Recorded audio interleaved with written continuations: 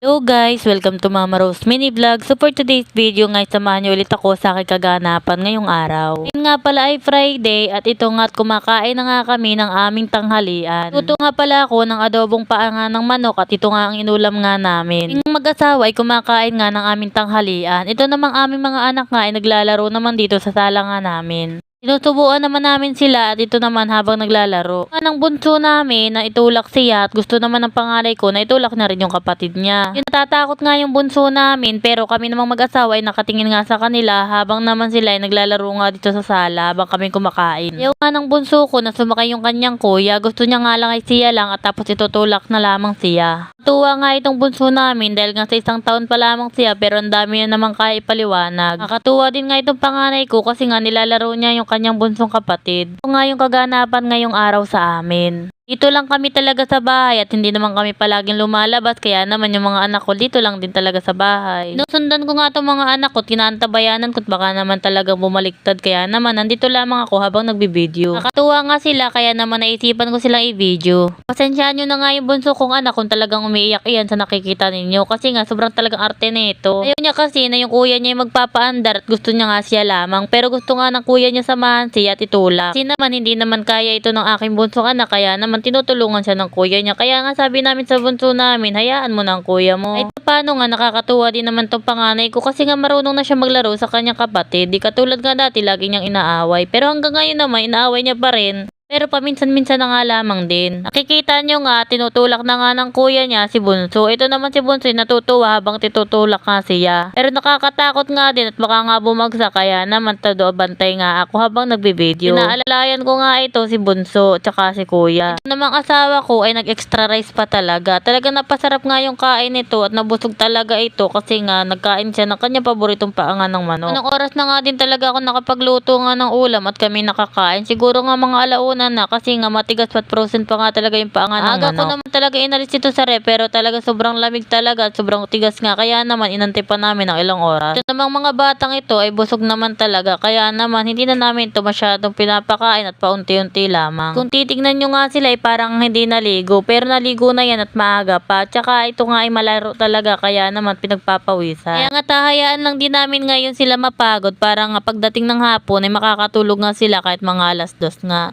Kasundo na nga dito yung magkapatid kasi nga okay na nga kay Enzo na kahit nasa likod na lamang niya ang kuya niya basta't naandar nga ito. Habang nagbibideo naman ako sa mga anak namin at ang aking asawa na may talagang kain-kain nga napasarap talaga ang kain niya. Ako naman ay napadami na rin talaga ang kain at busog-busog na nga kaya naman umayaw na ako at baka kung ano pang mangyari. Ito nga nakita nga ng asawa ko na mas maigi pa siguro yung paanga ng anak ko iakyat nga dito sa taas ng kanyang sasakyan kaya naman inayos niya nga ito. Pero dahil ayaw naman ng anak ko kaya nagbago nga ito ng pwesto. Maya nga pagkatapos nga namin mananghalian ay nagpahinga lang kami saglit at ito na nga nagayak na nga ako para nga pumunta kami dito sa bayan nga para nga makabili nga kami ng pagkain. Nga lang sana pupunta sa bayan pero talagang ayaw nga magpapigil ng anak ko, gusto niya talagang sumamaya kaya naman sinama ko na siya. At nakasakay na nga kami ng anak ko sa tricycle at papunta na nga ito sa bayan. Na nga kami ng pagkain sa ref na lulutuin kaya naman kailangan ko ulit bumili para naman may stock at para naman ako'y makapagluto nga pag-aalis ng asawa ko papunta nga sa trabaho.